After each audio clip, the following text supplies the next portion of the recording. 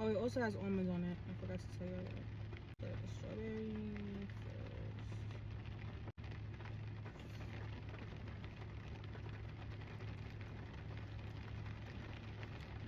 You could tell that it's healthy, but not in a bad way.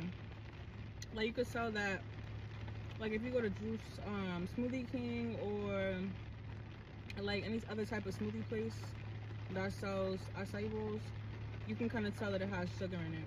But this one, you can tell that it doesn't have sugar, or that it's just natural fruit sugar. But it's like, it's good. It just tastes healthy. Let me try bananas.